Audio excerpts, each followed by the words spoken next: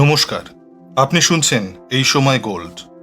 কলকাতায় কৃতদাস, দাম 400 সিক্কা।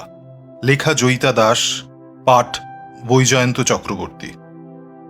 এক সাহেব বিজ্ঞাপন দিয়েছেন কাগজে, ক্যালকাটা জার্নালে, 1780 সনে। কিসের জন্য এই বিজ্ঞাপন সেটা শুনলে কিন্তু আঁতকে উঠবেন। আসলে এক কৃতদাসের প্রয়োজন ছিল তাঁর। চমকে গেলেন তো? আরে, সনটার দিকে খেয়াল করুন। 240 বছর আগেকার কথা। সেই সময়কার খবরের কাগজে এমন বিজ্ঞাপন আকছার দেখা যেত। হ্যাঁ, এই কলকাতা শহরের কাগজপত্রেই। আর 10টা বড় শহরের মতো কলকাতায়ও তখন কৃতদাস ব্যবসার মস্ত রমরমা। খুলে আম হাটে বাজারে মানুষ বিক্রি হচ্ছে। আবার নিজেদের পছন্দের কথা জানিয়ে অনেকে বিজ্ঞাপনও দিতেন, যেমন দিয়েছিলেন সেই শৌখিন সাহেব, ক্যালকাটা জার্নালে। তা সাহেবকে কেন শৌখিন বলছি সে তার বিজ্ঞাপনের বয়ান পড়লেই বুঝতে পারবেন। দুজন কাফ্রিক কৃতদাস চাই, অবশ্যই ফ্রেঞ্চ হর্ন বাজানোয় দক্ষ হতে হবে, অন্যথায় ক্রেতার বিভিন্ন কাজ, গৃহকর্ম ও কুকের কাজ সামাল দিতে পারবে এমন লোক হলেই চলবে। তবে সুরায় আসক্ত কাউকে খরিদ করা হবে না। তা কলকাতার সাহেব পাড়ায় তখন এমন শৌখিন সাহেবদের ছড়াছড়ি। প্রত্যেকের শখ আলাদা, মেজাজও আলাদা, অতএব বিজ্ঞাপনের ভাষাও আলাদা। কেউ নেহাতি ঘরের কাজকর্ম সামাল দেওয়ার জন্য কৃতদাস খুঁজছেন, তো অন্যজন খুঁজছেন ফ্রেঞ্চ হর্ন বাজিয়ে। এদিকে এদেশের পাত্তাড়ি গুটিয়ে স্বদেশে ফেরার জাহাজ ধরার আগে অনেকেই পছন্দের কৃতদাসটিকে বিক্রি করে দিতেন, এভাবেই কাগজে বিজ্ঞাপন দিয়ে। সেই সব বিজ্ঞাপনে লেখা থাকত, to be sold 2 French horn men who dress hair and shave and wait to table, অথবা এক ফাইন কাফরি বয়ের সন্ধান দেওয়া হচ্ছে যে কিনা বাটলার, খিদমতগার আর কুকিংয়ের কাজে ওস্তাদ। কেউ কেউ আরেকটু বিস্তারিতভাবে, অর্থাৎ দরেরও স্পষ্ট উল্লেখ করতেন। যেমন ওই বাটলার, খিদমতগার আর কুকিংয়ের কাজে ওস্তাদ কৃতদাসটির জন্য তার প্রভু দর হাঁকিয়েছিলেন 400 সিক্কা। সে কৃষ্ণাঙ্গ কৃতদাস বলে। দেশীয় কৃতদাস আরও কম দামে মিলত। আসলে বয়স আর কে কেমন কাজ করতে পারবে সেই বুঝে দর ঠিক হতো। অল্প বয়সী দেশীয় মেয়ে কিনলে দাম পড়ত 16 থেকে 100 টাকা। 1831 সনের ফেব্রুয়ারি মাসের বেঙ্গল ক্রনিকল দিচ্ছে এই তথ্য। মির্জা হাদি রুসোয়ার উমরাওজানের কথা মনে পড়ছে কি? অনেক দরাদরির পর হুসেনি ওরফে উমরাওজানকে খানমজান খরিদ করেছিলেন 125 টাকা দিয়ে। তা দেশীয় কৃতদাসদের দাম কম হওয়ার কারণও ছিল। দূর বিদেশ থেকে তো আর এদের আমদানি করতে হচ্ছে না। এরা সব কলকাতার আশপাশেরই গাঁগঞ্জের মানুষ। অভাব সইতে না পেরে কয়েক মুঠো চালের বিনিময়ে হয়তো নিজেদের বা পরিবারের অন্য কোনো সদস্যকে বিক্রি করতে বাধ্য হয়েছে। আবার চুরি করেও দাস সংগ্রহ করা হতো, বাচ্চাদের এবং মেয়েদেরও।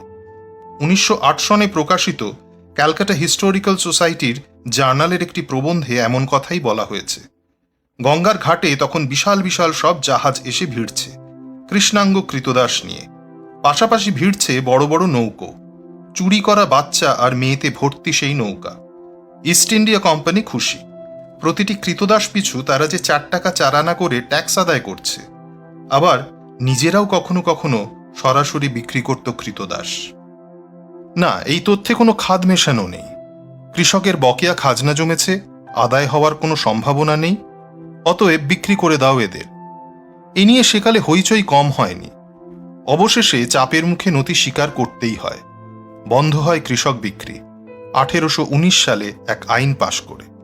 এদিকে ওয়ারেন হেস্টিংস চালু করেছিলেন আরেক নতুন নিয়ম।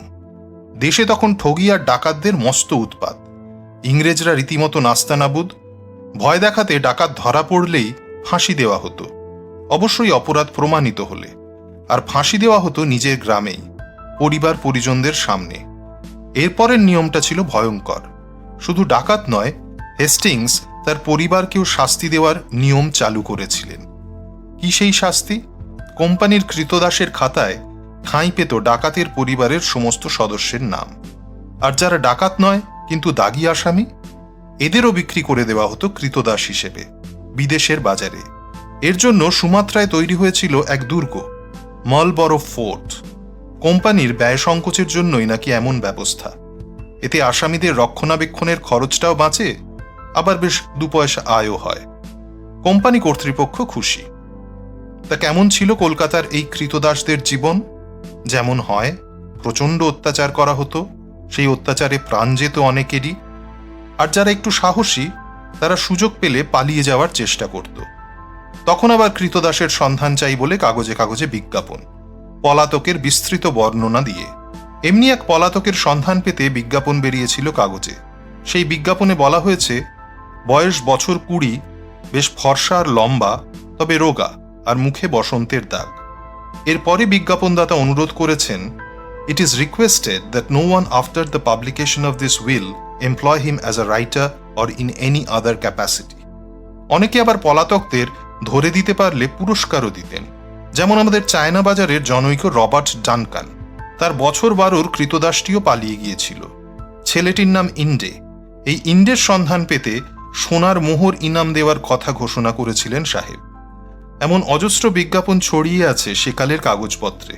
পুরনো নথিপত্র ঘাঁটলে কৃতদাসের ওপর অত্যাচার সংক্রান্ত মামলারও হদিশ পাওয়া যাবে। জানা যাবে মারিয়া ডেভিসের কীর্তিকলাপের কথাও। কৃতদাসী নাসিবানের ওপর এমন নির্যাতন করেছিলেন মেম সাহেব যে এর জলগড়ায় আদালত অবধি।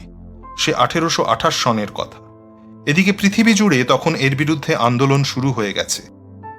আর একটা সময় অন্যান্য দেশের মতো ব্রিটিশ ভারতেও দাসপ্রথা নিষিদ্ধ ঘোষণা করতে বাধ্য হয় ইস্ট ইন্ডিয়া কোম্পানি 19 শতকের মধ্যপর্বে। নিষিদ্ধ হয়। তাতে কলকাতার কলঙ্ক মুছে কি? একদিন এই জঘন্য প্রথা ডালপালা ছড়িয়েছিল তার জঠরেও। কলকাতা সে কথা অস্বীকার করে কি করে? খবরের কাগজে, বিজ্ঞাপনে, পুরনো নথিপত্রের সঙ্গে লেপ্টে থাকা ইতিহাস সুযোগ পেলেই সেই পুরনো স্মৃতির কথা মনে করিয়ে দেয় তাকে।